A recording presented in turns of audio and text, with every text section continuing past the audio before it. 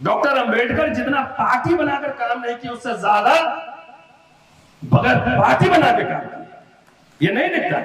कांग्रेस और भाजपा एक ही है ना। कांग्रेस आरएसएस की मां है। सब एक लाइन का स्लोगन बहुत अच्छा लगता है, मजा आता है, गुदगुदी लगता है।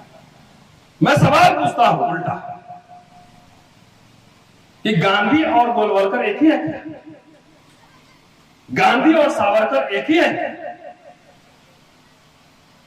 गांधी अंबेडकर में दोनों मतभेद थे, लेकिन तभी दोनों बात करते थे। जवाहरलाल नेहरू अंबेडकर में मतभेद थे, तभी दोनों बात करते थे। हेलो भी करते हो ना। अंबेडकर कह रहे हैं कि नेहरू ईमानदार आदमी है, लेकिन आसपास वाला आदमी गड़बड़। बुद्ध पूर्णिमा की छुट्टी जब नेहरू घोषणा करते हैं तो अंबेडकर उनको शुक्रिया भी करते हैं। तो दोनों एक ही है। तो कांग्रेस को उस समय राज्यसभा में अंबेडकर को बुलाना नहीं चाहिए और कॉन्स्टिट्यूएंट असेंबली में नहीं रखना चाहिए और सीधा मनुस्मृति लागू कर देना चाहिए। क्या जरूरत था संविधान बनाने का? क्या जरूरत था फंडामेंटल राइट देने का? तो बहुजन चिल्लाए जा रहे हैं, 85 मूल निवासी 85 चिल्लाए जा रहे हैं। कटोरा पर भी एमएलए नहीं आ रहा है।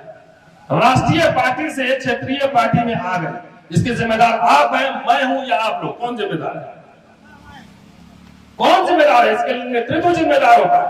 और अगर विजय का सेहरा आप अपने सर पर बांधते हैं तो अपनी पराजय और हार का सेहरा भी अपने सर पर बांधने की ताकत होती है। राजनीति में मैंने कहा समझौते होते हैं, बगैर समझौते के तो आप एक चींटी नहीं मार सकते हैं, एक काउंसलर नहीं जीत सकते हैं। सत्ता का हुक्मरान बनना तो भूल ही जाओ। टुकड़ों में बांट दिया बांध सबको। क्या मेरी वजह से बटा? किसकी वजह से बटा? यह सवाल कौन पूछेगा? हम लोग तो अभी 5-10 साल से एक्टिव नहीं थे, तो पढ़ाई लिखाई कर रहे थे। उसका पहले तो 85 नहीं खंड में बांट लिए थे। अब तो एक आध दर्जन होगा बांध से।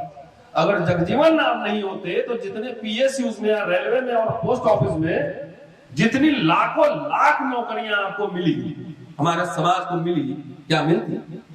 अगर आप इस लोकसभा में सारे शेड्यूल कास्ट मिलकर एक जगह वोट दें, तब भी आप लोकसभा नहीं जितवा सकते हैं, जब तक कि आपका सोशल अलायंस नहीं हो। मेंढकी कितनी भी मोटी हो जाए, वो बैल नहीं बन सकता। क्या समझे? मेंढकी कितनी भी मोटी हो जाए या चूहा कितना भी मोटा हो जाए, वो हाथी नहीं बन सकता। सभी का शुक्रिया। और पहली बार पर्चा देख रहा हूं जिसमें आयोजक में किसी का नाम नहीं है, तो ये अच्छी बात है और ये हमारी एकता का परिचय है। इसलिए पूरे गांव, प्रखंड और विधानसभा के लोगों, जनता, ऑर्गेनाइजर सबको शुक्रिया और बधाई कहता हूं। फूले अंबेडकर जयंती की बधाई देता हूं। बालाधरे साहब, सचिन सब यहाँ बैठे हैं, लेकिन मैं नाम तलाश रहा था, कोई नाम इधर मिला नहीं, तो अच्छी बात है। आज मैं 2 बातें आपके सामने करने वाला हूं कि डॉक्टर अंबेडकर जन्मदिन मनाते थे क्या, और मनाते थे तो जन्मदिन के अवसर पर उन्होंने क्या क्या कहा अपने अनुयायियों से। जाते थे तो चंदा लेते थे सबसे, पैसा लाओ, अठन्नी जमा किया उन्होंने, और उन पैसों का क्या किया, क्या बनाया? अपनी हवेली बनाई, अपना मॉल बनाया या कुछ और किया? ये आपको बताने वाला हूं। इसलिए भी इस समय ये जानना जरूरी है कि ऐसा नहीं कि हमारा समाज लोगों को चंदा नहीं देता है। समाज ने जितना चंदा दिया अब तक, मुझे लगता है उतना में तो ये द्वीप खरीद के जो है दलित समाज अपना देश बना लिया रहता, इतना चंदा दिया। लेकिन चंदे का हिसाब आपको मिला क्या? वो चंदा, वो पैसा कहां गया? ये आपने पूछा क्या? ये सवाल 2023 और महाराष्ट्र और मध्य प्रदेश के बॉर्डर पर खड़ा होकर पूछ रहा हूं नाराज हो जाएंगे तो 2 किलोमीटर उधर भाग जाऊंगा, महाराज में चला जाऊंगा, कुछ ना कर पाएंगे। क्यों पूछ रहा हूं? संसाधन के बगैर कोई काम नहीं चलता। माइक में आया तो इसके लिए पैसे देने पड़े होंगे, और संसाधन का सही इस्तेमाल हुआ या नहीं हुआ ये भी जानना जरूरी है। बहुत आंदोलन हो रहे हैं, बहुत मिशन का काम चल रहा है, लेकिन मुझे लग रहा है कि उल्टा दिशा में चल रहा है ना। कह रहे थे बालादरे साहब को 29 लाख संगठन है, तो 29 लाख संगठन में तो देश के हुकूमत पे कब्जा होना चाहिए था, लेकिन उल्टा जा रहा है। जितना रिजर्वेशन वगैरह था सब खत्म हो गया, दलितों पे हमले बढ़े। तो बाबा साहब चंदा लेते थे, उसका एक एक पैसे का हिसाब देते थे, वो मैं बताने वाला हूं। दूसरी बात मैं बताने वाला हूं कि हमारे लोग राजनीति में बहुत शुद्धतावादी होते हैं, क्योंकि जितने विषय आपने रखे हैं वो सब मिला जुला कर देखे तो राजनीति से जुड़े हुए सवाल है, इसलिए उसमें बात करना बहुत जरूरी है। हमारे लोग राजनीति में बहुत शुद्धतावादी होते हैं। 24 कैरेट जो है गोल्ड की तरह ढूंढते हैं कि अगर बचपन में झगड़ा हुआ हो और किसी को पटक दिया हो, 30 साल बाद अगर चुनाव लड़ रहे हो तो बचपन वाला कहानी याद रखेगा कि मुझे पटकी मारा था, इसको वोट नहीं देना। ये हमारे लोगों की हालत बहुत खराब है। दूसरी बात है कि राजनीति को हर समय काल और संदर्भ, समय के हिसाब से समझना चाहिए। जिस मोड़ पर हम खड़े हैं, अगर इस बात की संजीदगी को और राजनीति कैसे होता है इसको न समझेंगे तो समझिए आने वाला दिन जो है बहुत मुश्किल, बहुत बड़ा होने वाला है। संविधान रहेगा, हाथ में आपके पकड़ा दी जाएगा, संविधान लिखा हुआ, लेकिन उसके प्रावधान नहीं मिलेंगे और उसी स्थिति में धकेल दिए जाएंगे जिस स्थिति में आज से 50-70 साल पहले। तो इसलिए सवाल गंभीर है, इसलिए गंभीरता वाली बात मैं करूंगा। बाबा साहब 1938 में शुरुआत इसी से कर रहा हूं। मनमाड़ में उस समय चुनाव हो चुका था और समझिए बाबा साहब 35-36 में इंडिपेंडेंट लेबर पार्टी बनाए थे और बॉम्बे विधानसभा चुनाव में 15 सीट जीते थे, 13 सीट जीते थे। और उसके बाद 1942 में शेड्यूल कास्ट फेडरेशन बनाया। शेड्यूल कास्ट फेडरेशन से चुनाव नहीं जीत पाया नहीं। अंतिम दिनों में रिपब्लिकन पार्टी बनाया और रिपब्लिकन पार्टी का क्या हश्र हुआ वो आप सबके सामने है। तो इसलिए राजनीति को संदर्भ में अगर नहीं समझेंगे, समय की जरूरत के मुताबिक नहीं समझेंगे तो हर समय धक्के खाएंगे, मारे जाएंगे, धकेले जाएंगे और जो भी हक हकूक है आपके छीन लिए जाएंगे। और बाबा साहब ने कहा कि ये बात है 1938 की, मध्य प्रांत के वनहाट इधर भुसावल बनहाट, वहां बाबा साहब का भाषण है। उसे कुछ लाइन में सुनाता हूं और मैं बात जो करता हूं हवा में नहीं करता हूं, कागज लेके चलता हूं, दिखा दूंगा पन्ना भी। उसमें कह रहे हैं कि हम में एक दोष यह है कि हम में एक बार अगर झगड़ा होता है तो झगड़ा जो है ना पीढ़ियों तक चलता रहता है, पीढ़ियों तक चलता रहता है। और औरों में देखिए कितनी कथाएं, कितनी वदंतियां हैं, ये खानदान मिटा दिया, सब कुछ कर दिया, क्या क्या हुआ, कितने झगड़े हुए, पांडव और कौरव में कितने लड़ाई हुए, फिर भी सब मिलके ही चलता है, यहाँ पीढ़ियों तक चलता है। यह ठीक नहीं। राजनीति में बोला हुआ तुरंत भूल जाना चाहिए। अगर राजनीति करने जा रहे हैं तो 51% अगर सहमति हो तो बात बननी चाहिए, मतलब उसमें कोई इधर उधर नहीं होना चाहिए। 49% नहीं बनी, 51% भी बात कर रही तो उसके साथ साथ हो जाइए, 50% भी बन जाए तो हो जाए। आजकल हमारे समाज में नशा चढ़ा हुआ है, नशा राजनीति का। ऑफर देंगे कि आपको अरबपति बनाना है, लोकसभा का टिकट देना है, कौन लीजिएगा? तो अरबपति वाला छोड़ के लोकसभा का टिकट मांग लेगा तुरंत। वो जीतेगा कि नहीं जीतेगा गारंटी नहीं, लेकिन नशा चढ़ा। हमारे बगल में 2 किलोमीटर उधर महाराष्ट्र कितनी पार्टियां हैं सर? जात जात की पार्टी बनी हुई, जात जात की। सब कह रहा है कि देश के हुक्मरान बनना है, संसद पे कब्जा करना है। जात जात 2 आदमी मिलकर 3 पार्टी बनाया है, एक अकेले और एक कॉमन मिनिमम प्रोग्राम बना के 3 पार्टी बनता है। एक काउंसलर का चुनाव भी जीत सकता है? नहीं जीत सकता। तो बाबा साहब को सुन लीजिए, उसी भाषण में वो क्या कह रहे हैं। और आज के दलितों को, पिछड़ों को, जो जात जात की पार्टी बना के घूम रहे हैं, उनके लिए मैं ढूंढ के लाया कि बाबा साहब ने क्या कहा। बाबा साहब ने कहा था, खास तौर से ये शेड्यूल कास्ट के बारे में कह रहे हैं, शेड्यूल कास्ट में ज्यादा नशा चढ़ा हुआ है राजनीति का, फिर एक नया पार्टी बन जाएगा तुरंत चुनाव से पहले। कह रहे हैं कि हम अल्पसंख्यक माइनॉरिटी, मेंढकी कितनी भी मोटी हो जाए वो बैल नहीं बन सकता। क्या समझे? मेंढकी कितनी भी मोटी हो जाए या चूहा कितना भी मोटा हो जाए वो हाथी नहीं बन सकता। मेंढकी फूल कर भी बैल नहीं बन सकती। इसलिए किसी का साथ लिए बगैर राजनीति हमारे नियंत्रण में नहीं आने वाली है। सही हो? साथ लिए बगैर अकेले, पता लगा महाराष्ट्र से कूद के बिहार उत्तर प्रदेश में जा रहा है, महाराष्ट्र में काउंसिलर नहीं बन रही है, हुक्मरान बनाने जा रहा है।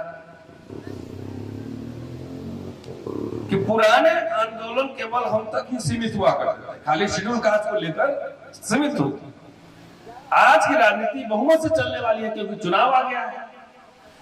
बिना बहुमत के हम राजनीति नहीं जीत सकते, इसलिए हमें बहुमत बढ़ाना पड़ेगा। जब इलेक्शन होगा तो उसमें तो नंबर काउंट करता है, और नंबर काउंट कर रहे हैं तो आप 3-3 आदमी का पार्टी लेके जो घूम रहा है, कह रहा है मैं भी सही हूं, वो कभी आपको कुछ दिला सकता है क्या? बाबा साहब पार्टी बनाकर जितना नहीं दिलवाए, उससे ज्यादा बगैर पार्टी के दिलवा दिए।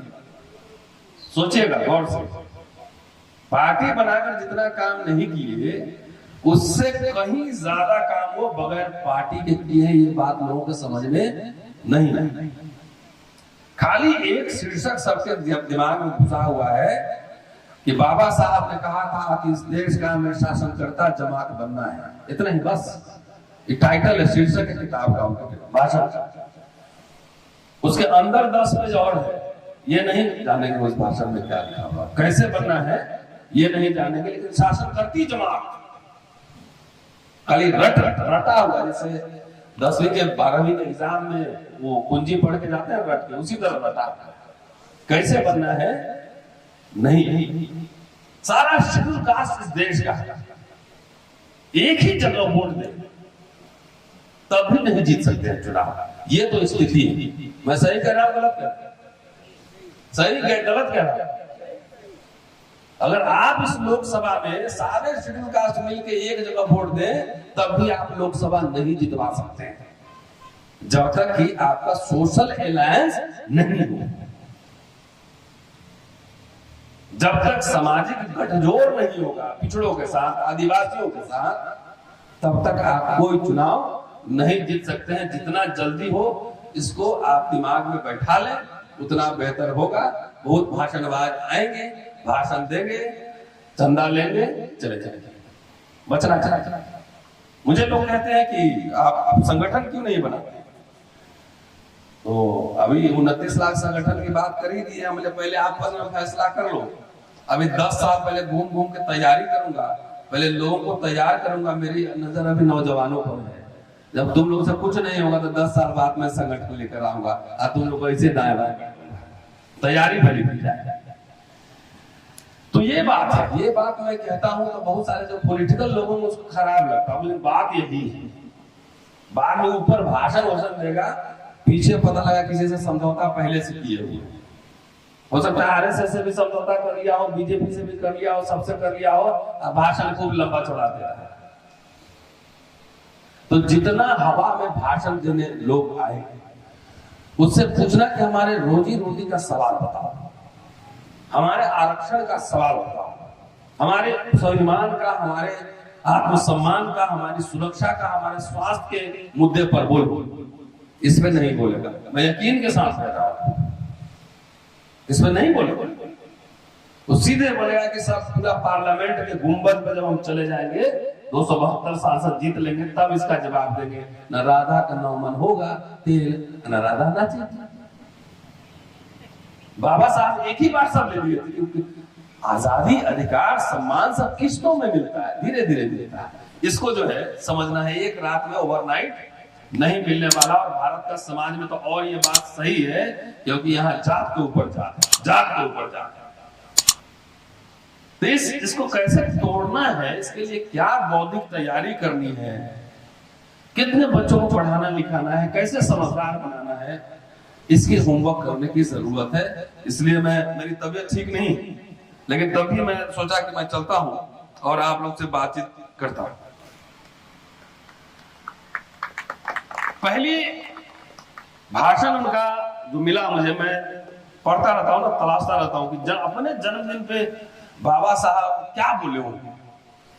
तो 3-4 भाषण मुझे मिला और मुझे यह पता लगा कि 1927-28 से ही लोग उनका जन्मदिन मनाते थे, लेकिन वो कभी अपने जन्मदिन में नहीं गए।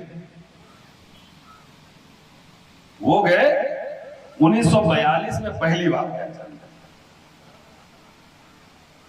तो ऐसा क्या था कि 15 साल तक वो गए नहीं, और जब गए तो उन्होंने क्या कहा ये भी जानना जरूरी है। और दूसरा पार्ट मैं बोलूंगा, एक तो ये जन्मदिन के बारे में, और दूसरा बोलूंगा कि जिंदगी भर डॉक्टर अंबेडकर कांग्रेस के साथ लड़ते थे, कांग्रेस के खिलाफ लड़ते थे। उनसे ज्यादा दुनिया के इतिहास में किसी ने नहीं लड़ा होगा, न लिखा होगा, जितना कांग्रेस के खिलाफ उन्होंने लिखा, जितना उन्होंने लड़ाई की कांग्रेस के साथ। लेकिन वो कांग्रेस सरकार में भी शामिल हुए, ये भी सत्य है। कांग्रेस के रिकमेंडेशन पे संविधान सभा में गए, ये भी सत्य है। ये कोई बताया कि नहीं बताया? नहीं बताया। खाली बताएगा कि 1932 में पूना पैक्ट हुआ था और गांधी को गाली देने में और जवाहरलाल नेहरू को गाली देने में, जगजीवन राम को गाली देने में, इसी में हमारे समाज की ऊर्जा चली गई। मैं समझता हूं कि जगजीवन राम बाबा साहब के एक्सटेंशन थे, विस्तार। लेकिन हमारे लोग तुरंत कुछ पढ़े समझे बगैर तुरंत गद्दार था का सर्टिफिकेट लगा देते। तो बाबा साहब कांग्रेस से इतना लड़े तो फिर उस सरकार में क्यों शामिल हुए? ये तो सवाल बनता है। इसका जवाब उन्होंने 1948 में और लखनऊ के एक सम्मेलन में कि हम कांग्रेस सरकार में क्यों शामिल हुए, अपने लिए शामिल हुए या अपने समाज के लिए शामिल हुए। पूना पैक्ट हो चुका है 32 में, उसके बाद भी तो नदी में बहुत पानी बह चुका है ना, बह चुका है। वो सरकार में शामिल होते हैं इसलिए कि हमारे लोगों के लिए कुछ न कुछ अधिकार मैं प्राप्त कर सकूं। अगर नहीं शामिल हुए होते तो आपको पूना पैक्ट खाली बताता है, सब पूना पैक्ट बताता है ना। तो पूना पैक्ट में क्या था? उसके पहले पृथक निर्वाचन क्षेत्र क्या था? खाली आपको राजनीति में आरक्षण, ना राजनीति में नहीं। लेकिन जब भारत आजाद हुआ तब राजनीति में नहीं, नौकरियों में भी आरक्षण लागू हुआ। सारे सरकारी संस्थाओं में, स्कूल, कॉलेज, यूनिवर्सिटी में सब जगह आरक्षण लागू हुआ। पूना पैक्ट हो चुका था। बाबा साहब का परिनिर्वाण 56 में हो गया था। अगर जगजीवन राम नहीं होते तो जितने पीएसयूज में, रेलवे में और पोस्ट ऑफिस में जितनी लाखों लाख नौकरियां आपको मिली, हमारे समाज को मिली, क्या मिलती? नेता तो 10-20 होगा ना, एमएलए कितना होगा? 50 होगा।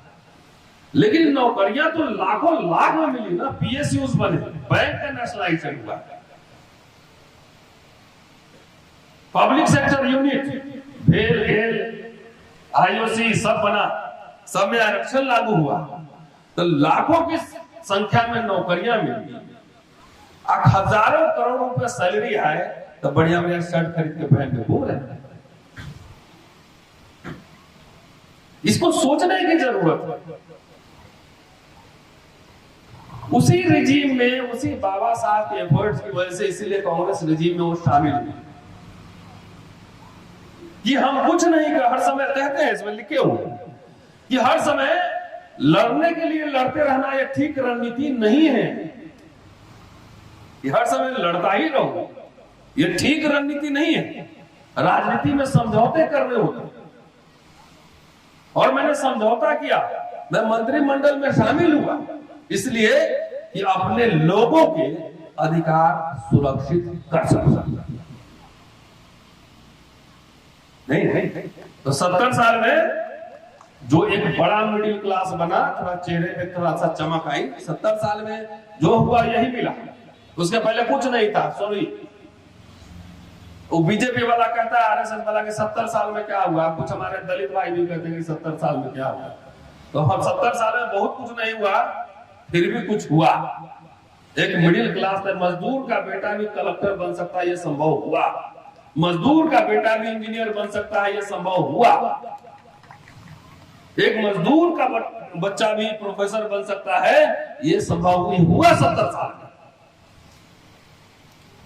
तो आरएसएस बीजेपी वाले कहेंगे तो बात समझ में आती है कि उनको मनुस्मृति लागू करना है,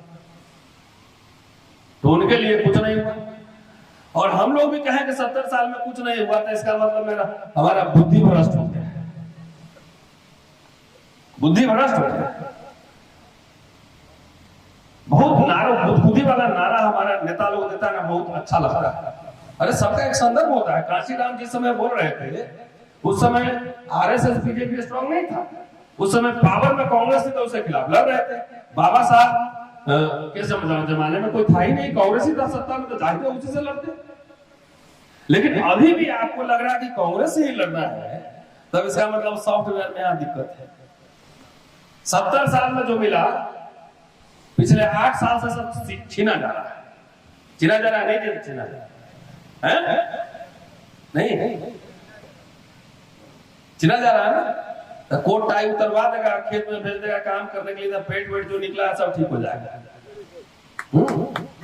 ब्लड शुगर बीपी सब ठीक हो जाएगा।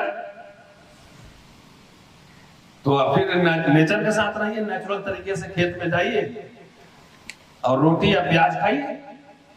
एयर कंडीशन में रहने की क्या जरूरत है।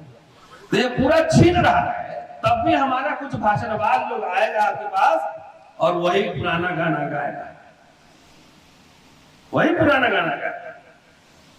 मैं किसी पार्टी में इतिहास के छात्र होने के नाते मैं विश्लेषण कर रहा हूं। बाबा साहब का परिनिर्वाण 56 में हुआ। बैंक का नेशनलाइजेशन तो इंदिरा गांधी ने किया था। किसने किया था? बाबा साहब के समय तो होगा नहीं। जमींदारी उन्मूलन, प्रिवी पर्स किसने खत्म किया? पीएसयू कब बने थे? बहुत सारे कंपनी बाद में बने थे। सारे स्कूल कॉलेज यूनिवर्सिटी कब बने? बाद ही में बने। तो जब बने तो उसमें आपके हक मिले, वो सब निजी हो जाएगा।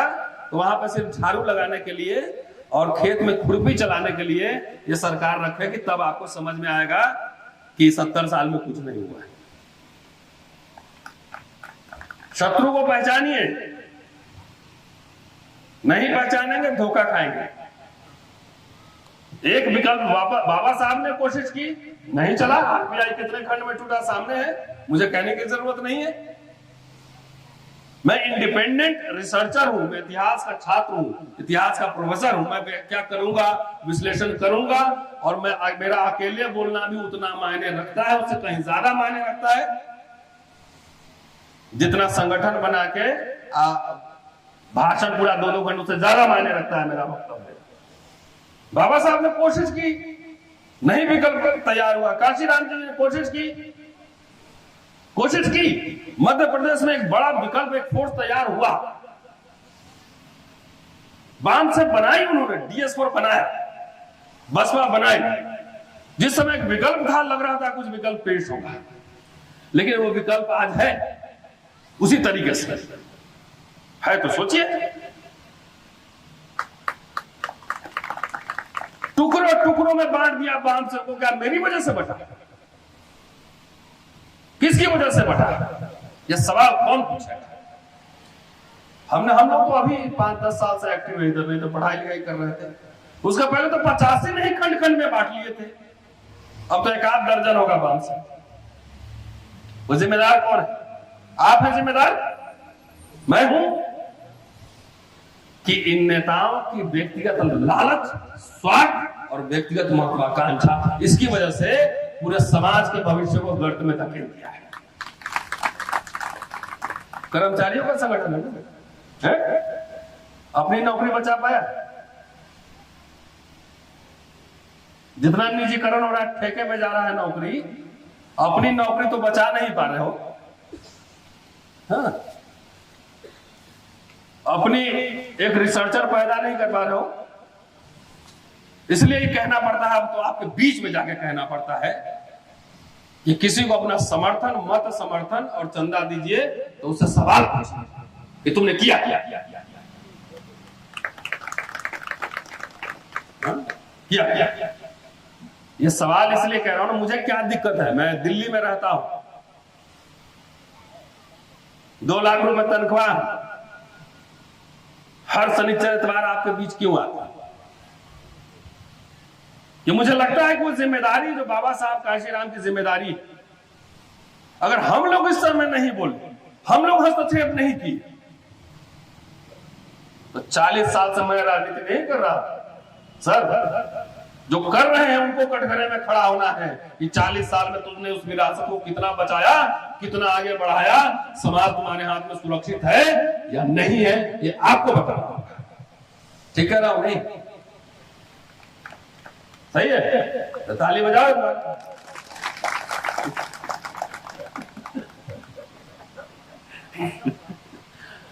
ठीक है, तो ये बात समझिए, जब तक जो समाज चिंतन मनन नहीं करता है, इंट्रोस्पेक्शन, आत्मावलोकन नहीं करता है, अब भेड़ चाल चलते रहता है, तो एक भेड़ आगे वाली गड्ढा में गिरी तो पूरा समाज ही गड्ढा में गिर जाता है।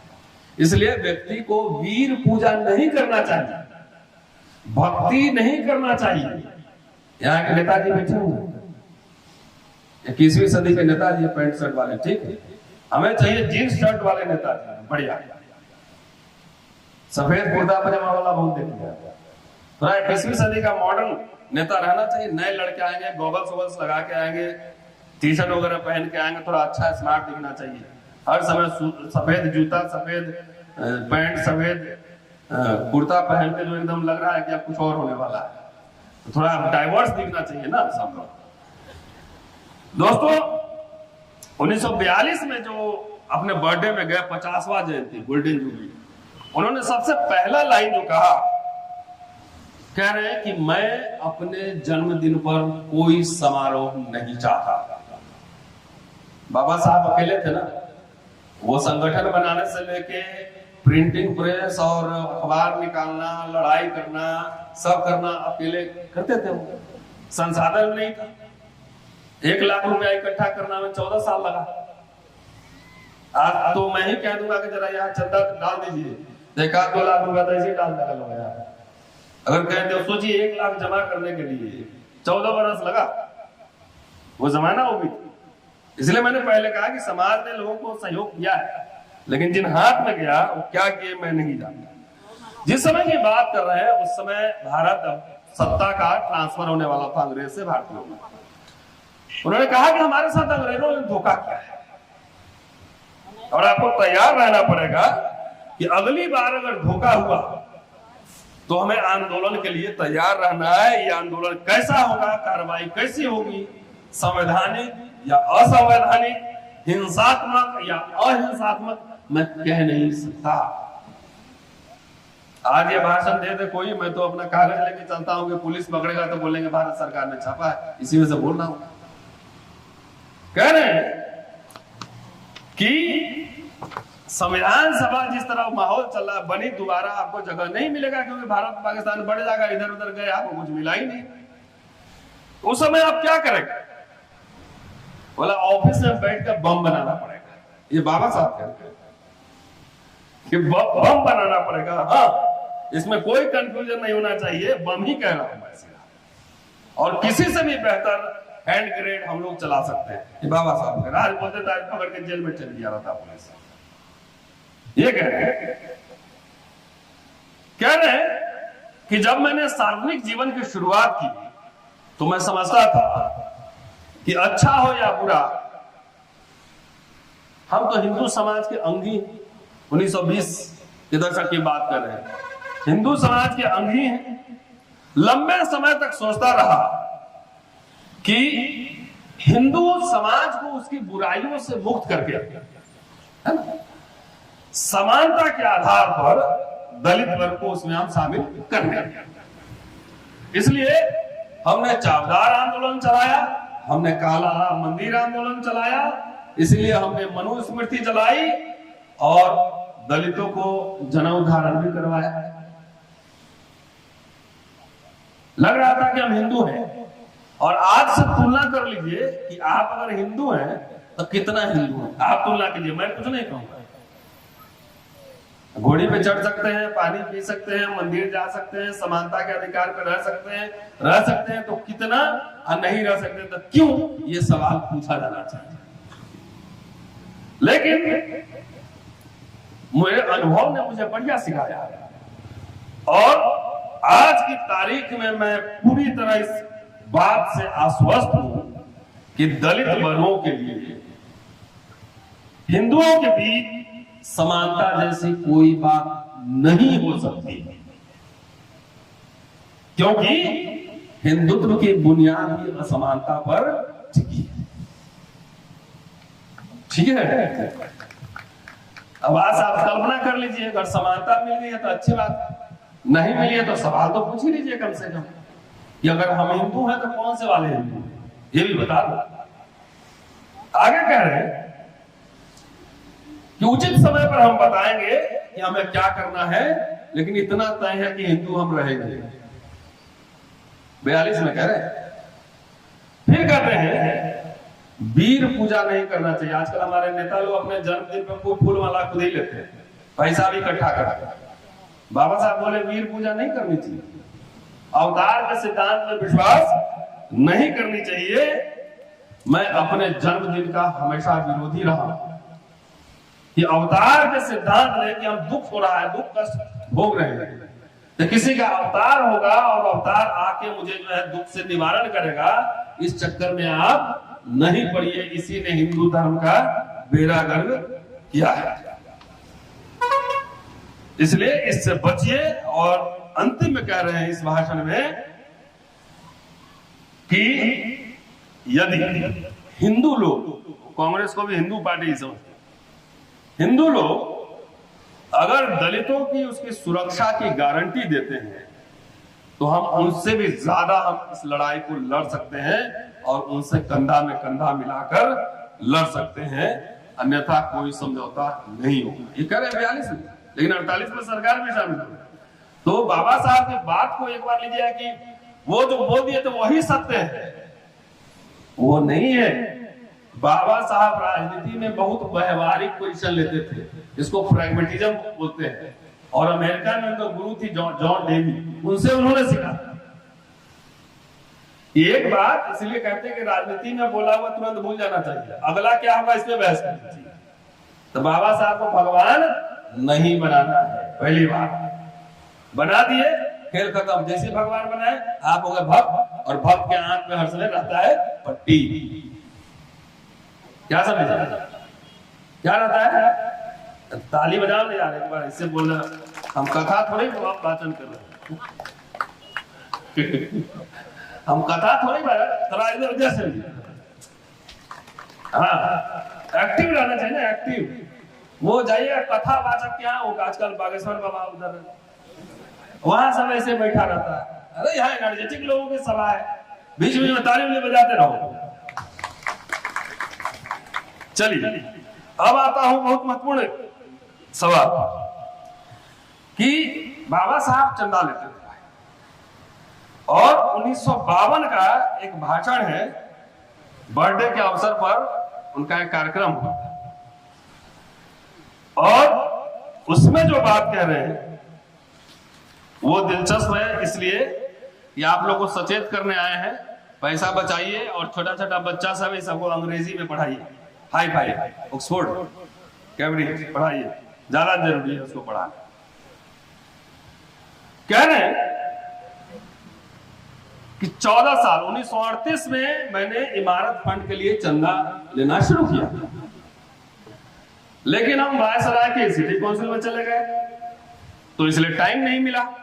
तो कुछ लोग समझते होंगे कि क्या हुआ चंदे का, कहीं इधर उधर तो नहीं हो गया पैसा, लेकिन कह रहे हैं कि नहीं, हमने जो है चुपचाप अपना काम हम करते रहे और इमारत फंड के लिए चंदे का काम चलता रहा। और भारत के इतिहास में पहली बार चंदा के नाम पर बाबा साहब ने 1952 में 1,11,228 रुपए 4 आने और 3 पैसे जमा किए। कितने?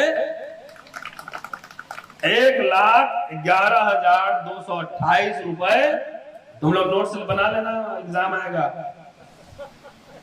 4 आना और 3 पैसे। आजकल कोई एनुअल रिपोर्ट में बताता है कि कितने महीने पैसा है? नहीं बताता। भाषण देगा, भाषण वीर बचिए। बाबा साहब रिपोर्ट दे रहे हैं कि 14 साल में हमने जो किए वो ये, और उसमें सोचिए पहले दलितों ने कितना दिया वो भी सोच लीजिए कि इसमें जो है दलित बंधु ने जो इकट्ठा किया 31,709 रुपए, 4 आना इतना है, तो बाकी 75,500 रुपए कहां से आए? कहां से? बाबा साहब तो घूस लेते नहीं थे। 75,500 रुपए उनके सवर्ण दोस्तों ने उनको दिया।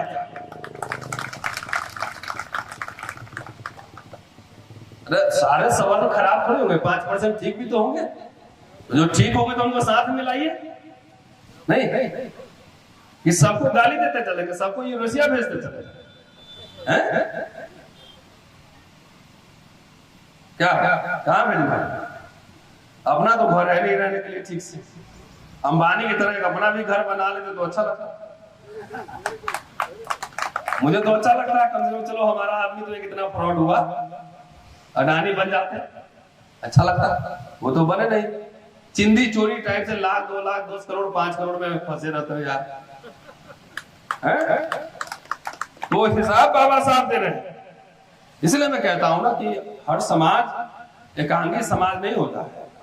सवर्ण 100% सब आपके साथ बदमाशी होगा, ये मैं नहीं कह सकता इतिहास के छात्र होने के नाते, क्योंकि बहुत सारे ऐसे आंदोलन है जो सवर्णों ने उसमें साथ दिया है, सवर्णों उसमें लीड किए, बहुत सारे आंदोलन।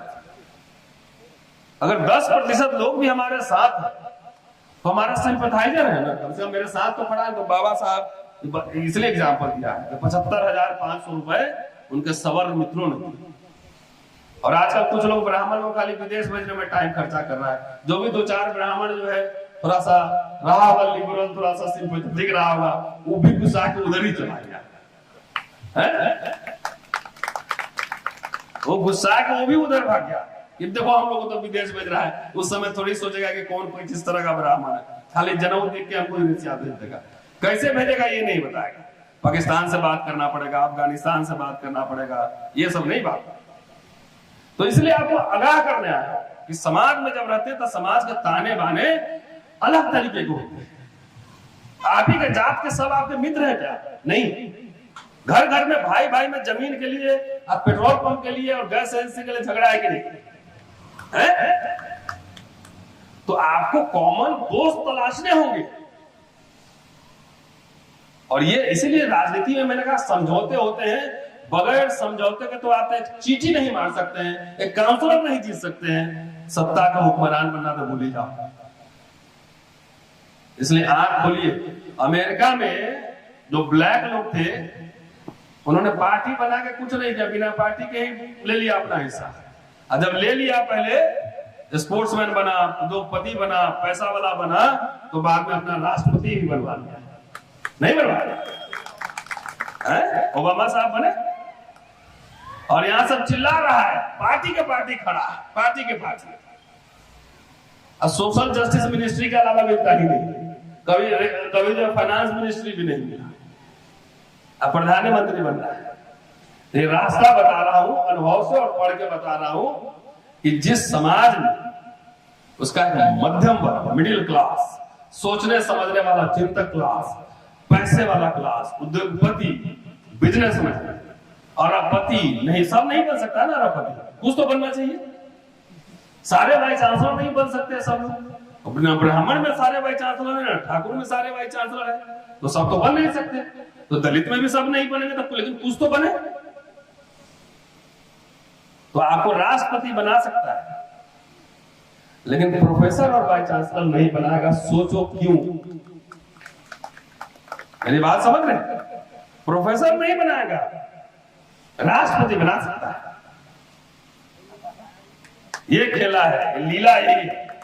तो इसलिए हमारी दिलचस्पी राष्ट्रपति न बनने न बनाने में है। पहले बच्चों में से, नए जमाने के बच्चे में से 20-50 एकदम फाय फाय अंग्रेजी बोलने वाला बच्चा मुझे बनाने हैं। पहले लिखने, पढ़ने, सोचने, समझने वाले बच्चे बनाने।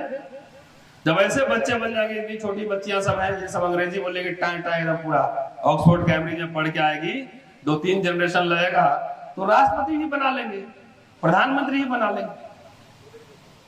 ये कोई बड़ी बात नहीं। आरएसएस ने 100 साल तैयारी की, हम लोग तो उतना कर भी नहीं पाए ठीक से। बाबा साहब 100 साल पहले जरूर लड़े थे, लेकिन जो बना के दिए उसी को ना बचा पाए, उसी को ना बचा पाए। तो ये संभव बात नहीं है। आदमी को अपने आंख कान खोल कर रखना चाहिए। अभी थोड़ा सा टाइम है, 10-15 मिनट।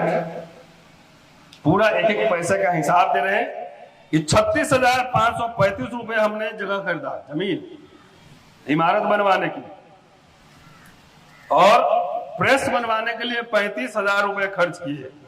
दोनों के लिए 71,525 रुपया खर्च हुआ, और 39,693 रुपए 4 आना और 3 पैसा इंपीरियल बैंक में जमा है। इंपीरियल बैंक मतलब SBI आज का था, उसमें जमा है। इसमें कुछ फ्रॉड लोगों के बारे में बात कर रहे हैं। कह रहे बहुत लोग रसीद ले गया, चंदा काट लिया, लेकिन पैसा नहीं जमा करवाया, भाग गया सब। आदमी ऐसा होता होगा, उनके जमाने में भी था कि रसीद ले गया, चंदा लेके भाग गया। उसको चेतावनी देते हैं कि पैसा जमा करा दो, नहीं तो अंजाम बुरा होगा। ये पैसे किस लिए जमा कर रहे थे? अपना बिल्डिंग बनाने के लिए नहीं, वह एक सार्वजनिक हॉल बनवाना चाहते थे। और क्यों बनवाना चाहते थे ये बताता हूं। अपना काम तो होगा, क्योंकि अस्पृश्यों के पास बैठने के लिए कोई जगह नहीं। सारे समाज के हॉल थे, सभागार थे, पिछड़ों समाज के भी थे। पिछड़ा समाज तो उस समय भी उन्नत था, जमीन जायदाद उनके पास था, लेकिन अस्पृश्यों के पास कुछ था ही नहीं। तो वो एक हॉल बनाना चाहते थे, जिसे अपने काम के अलावा उसको किराए पे डालें, और किराए पे डालेंगे तो उससे क्या करना है, सुन लीजिए, कि उससे जो है हम अपने छात्रों की पढ़ाई का इंतजाम करना है। ये एक नेता को मैंने इंटरव्यू सुना, हम लोग भी कहते हैं ना कि सबसे जरूरी है बच्चों को पढ़ाना। अरे हम तो 50 साल के 25 साल बाद मर जाएंगे, लेकिन जो अभी बच्चा 10 साल का है, 25 साल बाद 35 साल का होगा, तो भविष्य का लीडर तो वही है ना, युवा। जब उसके शिक्षा पर, उसके ट्रेनिंग पे आप खर्च नहीं करेंगे, तो उसको आप क्या बनाने जा रहे हैं, समाज का क्या हाल करने जा रहे हैं, सोचिए जरा सा।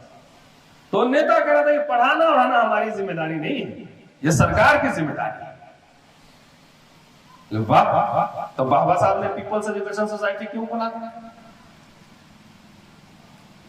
अगर सरकार की जिम्मेदारी है, और सरकार एजुकेशन में से हाथ खींच ले पीछे, बोले कि नहीं पढ़ाएंगे, तब क्या कीजिएगा आप? अपने बच्चों को क्या बनाएंगे? निरक्षर, अंगूठा छाप। जिससे चंदा ले रहे हैं उसके बच्चे कहां पढ़ते हैं जरा पूछो, तो बोले उसके बच्चे तो कन्वेंट में पढ़ते हैं, अंग्रेजी वाले। इसलिए गुमराह जो लोग कर रहे हैं, थोड़े सावधान होने की जरूरत है। मैं कल कहां कह रहा था, मैंने कल अरे एक डीपीएस के टक्कर का दलित लोग स्कूल तो बनाए, कोई अपने आप को उसमें उस तपिश में तपाने के लिए तैयार नहीं है। ऐसा नहीं कि जमीन नहीं है, यहाँ नागलोक है इतना बढ़िया बना हुआ है। अभी आ रहा था ससई साहब का पूरा, मैंने देखा जमीन सैकड़ों एकड़ जमीन है। 10 लोग बैठे बात करें उनसे, टीम बनाए और बोले कि यही गुरुकुल बनाएंगे हम लोग अपने हिसाब से बच्चों। इसमें काम में दिलचस्पी नहीं है, तुरंत इंस्टेंट चाहिए। जैसे वो मशीन में सिक्का लगाते हैं और उधर से पेप्सी निकल जाता है, तुरंत चाहिए, तुरंत हमको सांसद बनाओ, मंत्री बनाओ, ये चाहिए। तो मुझे मत बनाओ, इन बच्चों को बनाओ, उनको तैयार करवाओ। जब ठीक से पढ़े लिखे का नहीं, विचार उसमें नहीं आएगा तो वो लीडर नहीं बन सकता है। बनेगा तो डीलर ही बनेगा। क्या बनेगा? डीलर क्या करता है? डीलर डील करता है, इस पार्टी से भी उस पार्टी से भी, कुछ पीछे हाथ ऐसे रख के भी डील करता है। और लीडर जो है वो सीना तान के खड़ा होता है, आपके लिए लड़ता है, आपके लिए आवाज बुलंद करता है, चाहे उसको उसकी कोई भी कीमत क्यों नहीं चुकानी पड़े। ये लीडर का काम होता है। लीडर अपने लिए नहीं जीता है। बाबा साहब अपने लिए जीते रहते तो उनसे ज्यादा मोल किसी के पास होता। कितने बैंक में माल ही माल पड़े रहते, मशीन भी गर्म हो जाता गिनने में। वो अपने लीडर कभी अपने लिए नहीं जीता है। वो डीलर सब जो है वो समाज को बोलेगा कि आपके लिए हम करेंगे, करेगा कुछ नहीं, गलती आप लोग की। वो डीलर सब सवाल नहीं पूछते कि आपने किया क्या, ये बताओ। नहीं, मेरा पैरवी कर दो, मुझे ठेका दिलवा दो, मेरे बच्चे का एडमिशन करवा दो, हो गया। ये कमजोरी जानता है, इसीलिए आपको खरीद लेता है। हर समय कलेक्टिव बात कीजिए। हमारे गांव के लिए क्या किया भैया? नाली ठीक हुआ कि नहीं? स्कूल में मास्टर पढ़ा रहा है कि नहीं? ठीक से काम हो रहा है कि नहीं? बच्चों को मिड डे मील ठीक से मिल रहा है कि नहीं मिल रहा है? पानी ठीक से मिल रहा है कि नहीं मिल रहा है? ये पूछिए, देखिए ना, 2 साल में जितना डीलर होगा वो भी लीडर बन जाएगा। अरे बाप रे, सवाल पूछता है।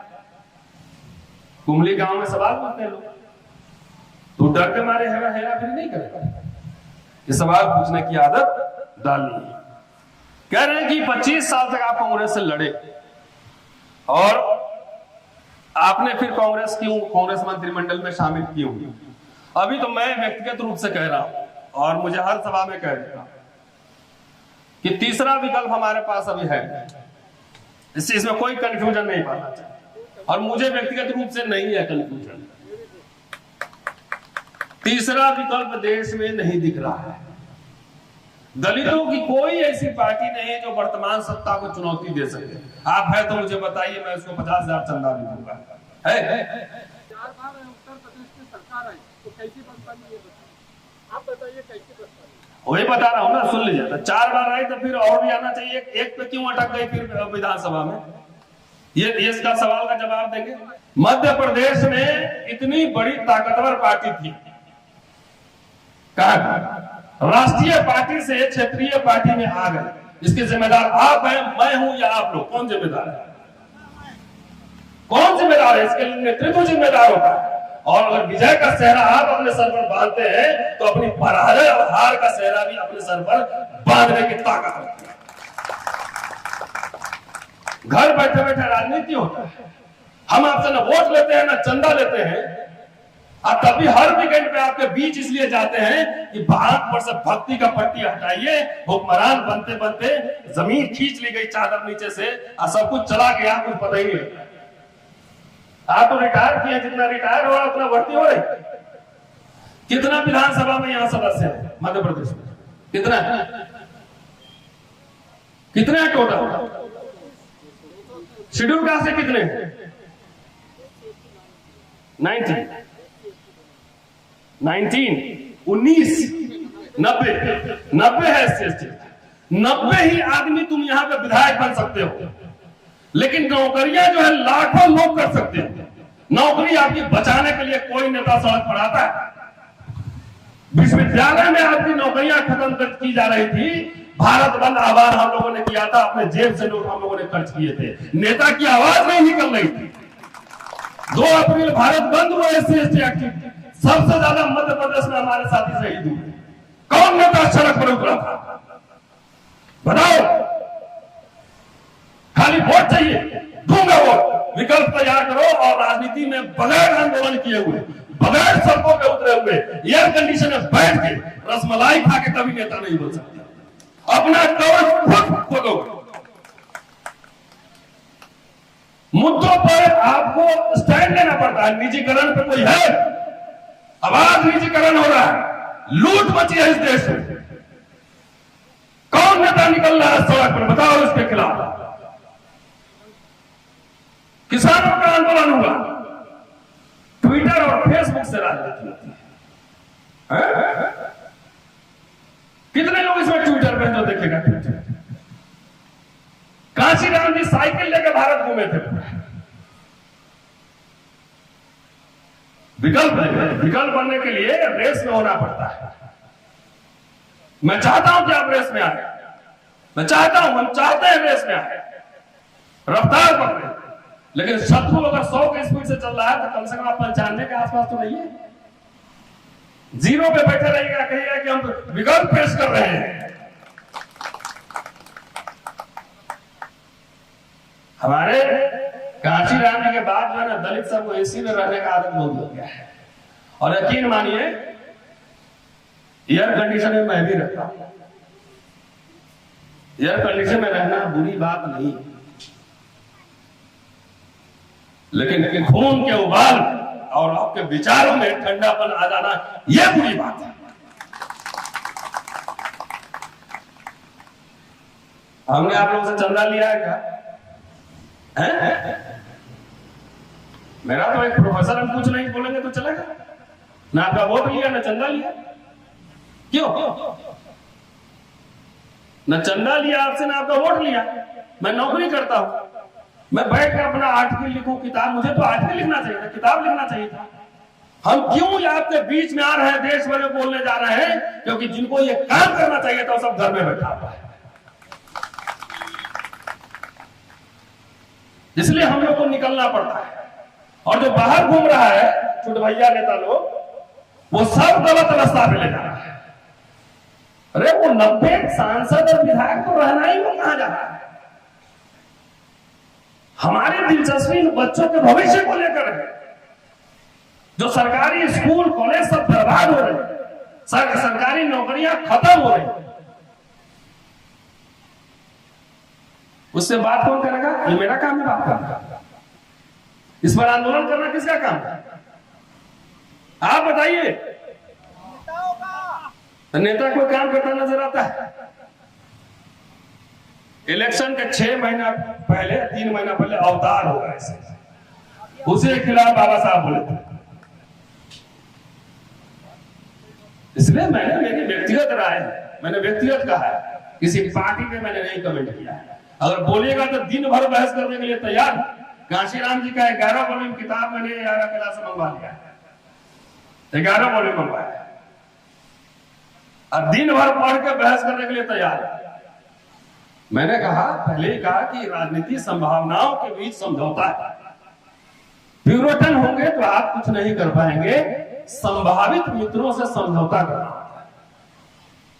तो अभी जो देश में हालात है, जिस तरीके से संवैधानिक मूल्यों पर, जिस तरह के संवैधानिक संस्थाओं पर हमले हो रहे हैं, उसको बचाना पहली प्राथमिकता है।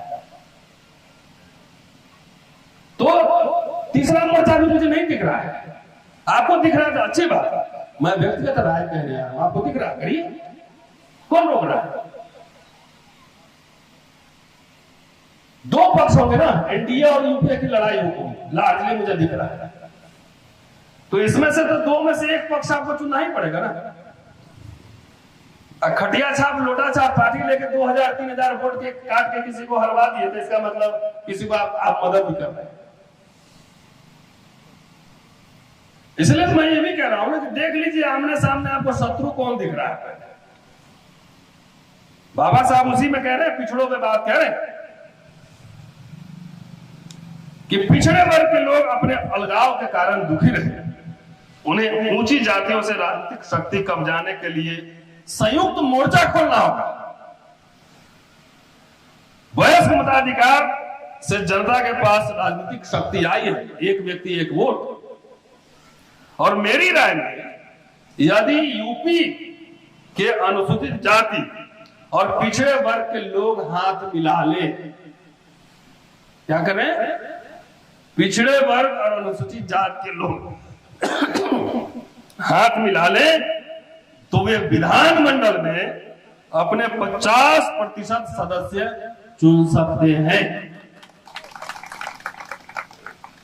और राजनीतिक शक्ति हथिया सकते हैं। यदि पिछड़े वर्ग के लोग ऊंची जातियों के खिलाफ पृथक मोर्चा बना ले तो मुझे तब भी कोई आपत्ति नहीं। दुखद बात यह है कि अनुसूचित जातियों और पिछड़े वर्ग के लोग अपनी शक्ति के प्रति सजग नहीं है। बहुजन चिल्लाए जा रहे हैं, 85 मूल निवासी 85 चिल्लाए जा रहे हैं, कटोरा पर भी एमएलए नहीं आ रहा है।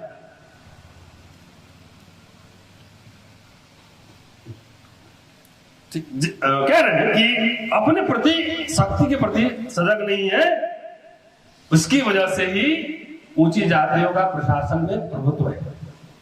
फूले साहब के बारे में क्या कह रहे हैं? फूले साहब के बारे में कह रहे हैं कि मैं अकेला महाराष्ट्र में आदमी हूं जो फूले साहब के विचारों का वारिस हूं, उनके समाज के लोग भी उनके विचार को नहीं मानते। बाबा साहब वही बात मैं रिपीट करने आया। आप जो है किसी कार्यकर्ता से, किसी कार्यकर्ता सम्मेलन में, अधिकारी सम्मेलन में आज के नेता कोई बहस करते हैं? डेमोक्रेटिक तरीके से किसी निर्णय पर आते हैं? नहीं। एक व्यक्ति निर्णय लेता है और एक झटके में खत्म कर देता है। कोई इंटरनल डेमोक्रेसी किसी पार्टी में है? आप झुंड के झुंड वोट दो, सीधा नेता को ही खरीद लेगा। क्या करोगे? नेता ही खरीद लेगा। आप वोट देते रहो। इसलिए मेरी राय, मैंने पहले कहा, एक तरफ वो शक्तियां हैं जो आपको थोड़े बहुत आपके चोट पर मरहम लगा सकती है, लगा सकती है। और एक तरफ वो शक्तियां हैं जो आपके घाव को और खरोच उसे मिर्च लगा सकती है। किसके साथ जाना है आप तय करो। मेरी राय ये है, मैं तो बाबा साहब तक चला हूं, जैसे प्रैग्मेटिक पॉलिटिक्स करते मैं भी करता हूं। ये सरकार में अगर रूल ऑफ लॉ है तो बताइए, हीरा चोरी के आरोप में आप जेल में हैं, हीरा चोर क्यों मजा कर रहा है? हाँ बोलिए। मुझे लगता है कि थोड़ा फर्क है। नहीं, मैंने एग्जांपल दे दिया, बैठ जाइए, सुन लीजिए। कांग्रेस और भाजपा एक ही है ना। कांग्रेस आरएसएस की मां है। सब एक लाइन का स्लोगन बहुत अच्छा लगता है, मजा आता है, गुदगुदी लगता है। मैं सवाल पूछता हूं उल्टा कि गांधी और गोलवलकर एक ही है? गांधी और सावरकर एक ही है? गांधी अंबेडकर में दोनों मतभेद थे, लेकिन तभी दोनों बात करते थे। जवाहरलाल नेहरू अंबेडकर में मतभेद थे, तभी दोनों बात करते थे। हेलो भी करते हो ना। अंबेडकर कह रहे हैं कि नेहरू ईमानदार आदमी है, लेकिन आसपास वाला आदमी गड़बड़। बुद्ध पूर्णिमा की छुट्टी जब नेहरू घोषणा करते हैं तो अंबेडकर उनको शुक्रिया भी करते हैं। तो दोनों एक ही है। तो कांग्रेस को उस समय राज्यसभा में अंबेडकर को बुलाना नहीं चाहिए और कॉन्स्टिट्यूएंट असेंबली में नहीं रखना चाहिए और सीधा मनुस्मृति लागू कर देना चाहिए। क्या जरूरत था संविधान बनाने का? क्या जरूरत था फंडामेंटल राइट देने का?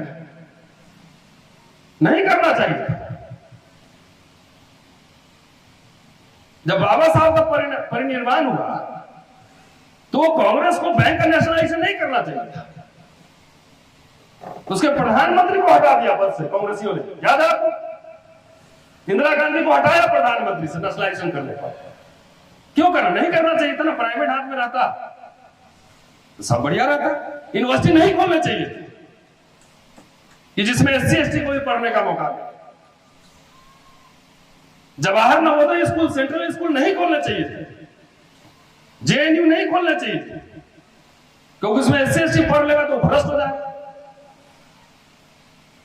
SC ST को सब में से निकाल के धकेल के खेत में ठेल देना चाहिए, जिससे कि उसका जो है ना नेचर के साथ रहेगा ना, तो प्रकृति के गोद में रहेगा। तो डॉक्टर अंबेडकर को जनसंघ में जाना चाहिए था, RSS में जाना चाहिए था, कांग्रेस सरकार में नहीं आना चाहिए था। ऐसे लोग से सावधान रहिए, ऐसे लोग से सावधान रहिए। आपको अकेले मैंने कह दिया ना कि 5 MP नहीं जितवा सकते, और डॉक्टर अंबेडकर के पढ़ने से ये बता रहा हूं कि पॉसिबल अलायंस राजनीति में कंप्लीट 24। आपके पास कोई क्यों है? अरे दलितों का तो वोट मांगने कोई नहीं आता। मैं दलितों का वोट नहीं मांगता, क्योंकि आपकी वोट की अब कीमत नहीं है, बार्गेनिंग कैपेसिटी नहीं। डॉक्टर अंबेडकर जितना पार्टी बनाकर काम नहीं किया, उससे ज्यादा बगैर पार्टी बना के काम किया। ये नहीं दिखता। इंडिपेंडेंट लेबर पार्टी 13 लोग जीते, उसके बाद क्या हुआ? खत्म हुआ। शेड्यूल कास्ट फेडरेशन नहीं जीता। साइमन कमीशन में जो मेमोरेंडम दे रहे हैं किसी पार्टी के आधार पर दे रहे हैं। पूना पैक्ट अगर बात हो रहा है वहां तो किसी पार्टी के आधार पर नहीं। उनको तो अस्पृश्यों का प्रतिनिधि मानने से इनकार करना था, लेकिन बने ना। संविधान सभा में जाकर schedule caste, schedule tribe, OBC के लिए आर्टिकल 340 OBC के लिए बनाते हैं, प्रोविजन बना ना। SC ST के लिए बना ना, वो पार्टी बना के गए थे। इसलिए मुझे लगता है, मेरी व्यक्तिगत राय है कि दोनों एक नहीं है। कोई थोड़ा सा मरहम लगा देता है बीच बीच में, और दूसरा है आपके घाव में मिर्च डालता है। आपको किसके साथ रहना आप तय कर लीजिए। अपने से आप खड़ा कर सकते हैं देश में विकल्प, RSS BJP को चैलेंज दे सकते हैं, आप जरूर खड़ा कर लीजिए, स्वागत है। वैसे शक्तियों का स्वागत रहेगा। 90 के दशक में खड़ा हुआ, लेकिन व्यक्तिगत महत्वाकांक्षाओं में धराशायी हो गया, धराशायी हो गया। अब अकेले बल पर देखते हैं कितने लोकसभा जितवाते हैं। हम तो अभी भी चाहते हैं कि दलितों, पिछड़ों, जो कमजोर वर्ग के लोग हैं, उनके बीच सिर्फ राजनीतिक समझौता नहीं, सामाजिक समझौते भी हों। एक साथ बैठे, एक साथ खाना खाएं। सोशल डेमोक्रेसी रहेगा तभी पॉलिटिकल डेमोक्रेसी बच सकता है, जिंदा रह सकता है। लेकिन आज हमारे बहुजन दलित राजनीति में कोई विचारधारा पे कोई राजनीति नहीं होती। किसी के पास बहुजन मैनिफेस्टो तो छोड़िए, दलित मैनिफेस्टो तक नहीं। कोई मैनिफेस्टो दिखा दे एजेंडा।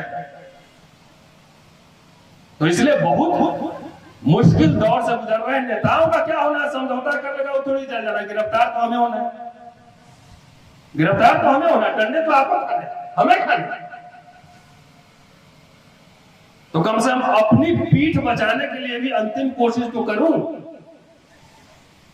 ना। अंधभक्त बन के वीर पूजा, भक्ति पूजा, धर्म में मुक्ति का मार्ग हो सकता है, लेकिन राजनीति में तानाशाही को जन्म देने वाला मार्ग है। ये मेरा कहा हुआ नहीं है। डॉक्टर अंबेडकर ने 25 नवंबर 1949 को संसद में देश को संविधान सौंपते वक्त कहा। अब पूजा मत कीजिए। जो सवाल हमसे पूछ रहे हैं, काश कभी अपने नेताओं से पूछना था, तो कभी मिल तो लीजिए, मिल लीजिए। तो जहां संवाद नहीं हो, परिसंवाद में बाबा साहब शेड्यूल कास्ट फेडरेशन के लोगों से मिलते थे, काशीराम जी मिलते थे, बात करते थे। हम लोग गांव वहां जाते हैं, चाय की दुकान पे बैठ के चाय भी पीते हैं और पान भी खाते हैं, वहां बातचीत करते हैं, तो थोड़ा आइडिया लगता है कि लोगों के दिल में क्या चल रहा है, मन में क्या चल रहा है। 4 चमचे अपने पास बैठा लूं तो चमचा तो क्या है? नेता बोल दे कि बेनजीर भुट्टो इंग्लैंड की प्रधानमंत्री थी, तो चमचा बोलेगा सर 2-2 बार, चमचा बोलेगा 2-2 बार थी सर। तो इस मुल्क की सियासत को, और खास तौर से हमारे समाज की जो लोग सियासत करते हैं, वो ऐसे चमचों से घिरे हुए हैं जो दो बार बनी थी बेंजीर भुट्टो इंग्लैंड की प्रधानमंत्री। इसलिए हम लोग को बाहर निकल के बैठ के यूनिवर्सिटी में अपना रिसर्च करता, काम करता, बच्चों को पढ़ाता, गपशप मारता। 2 दिन टाइम मिलता है, आप लोग खा के रेस्ट लेते होंगे, लेकिन हम लोग के पास कोई छुट्टी नहीं होती। और बाबा साहब के जन्मदिन के हवाले से बहुत माल है, लेकिन 1 घंटा में पूरा होने वाला नहीं। इसके लिए कैडर कैंप होगा, तब उसमें समझाया जाएगा कि बाबा साहब अपने अनुयायियों से क्या चाहते थे। अपने अनुयायी से कभी भक्ति नहीं चाहते और कहते थे कि कोई व्यक्ति मुझे पसंद नहीं है, सिर्फ अगर किसी को पसंद और नापसंद करता हूं तो सिर्फ उसके काम की वजह से करता हूं। ये बाबा साहब, ये नहीं चेहरा दिखाओ कौन कितना माल लाया, इससे नहीं पसंद करता। शुक्रिया। सोचिए जरूर, इस दुनिया को देखने के लिए नजर की नहीं नजरिए की जरूरत है। नजरिया ऐसे खोल के देखिए। आंख तो फिजिकल वर्ल्ड देखता है ना, लेकिन नजरिया जो है उसके आस पास पूरे ब्रह्मांड को देखता, समझता है। If the rule of law is under attack, अगर कानून के शासन पर हमला है तो समझिए कि वो संविधान पे भी हमला है, संवैधानिक संस्थाओं पे भी हमला है, जुडिशरी पे भी हमला है, तमाम संस्थाओं और संविधान पर भी हमला है। इसलिए वो भारत गणराज्य ये जो मूल भावना है उस पर भी हमला है। ऐसी स्थिति में हमें क्या करना चाहिए? So if rule of law is under threat, then resistance must be adopted as fashion. So make resistance fashionable. कि अगर संविधान पर हमला है तो विरोध को फैशन बनाइए, भागो नहीं, दुनिया बदलो, छुपो। मेरी गिरफ्तारी एक बार हुई थी, देखा था? नहीं देखा? देखा था? तो हम भागे थे क्या? हम तो नेता भी नहीं है, पैसा भी नहीं लिए, घूस भी नहीं लिए। एक रिसर्चर है, शिक्षक है, तो मैंने एक ही शब्द में धमाल मचा दिया था पूरा।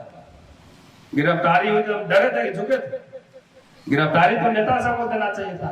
तो आजकल कार्यकर्ता, एक्टिविस्ट, इंटेलेक्चुअल, पत्रकार लोग गिरफ्तार हो रहे हैं, और नेता, पहले के नेता लोग जेल भी जाते थे। लोग आजकल जेल जाने से बहुत डरते हैं। गर्मी है हमारे साथ, गर्मी में रहने की आदत डालना चाहिए। शुक्रिया।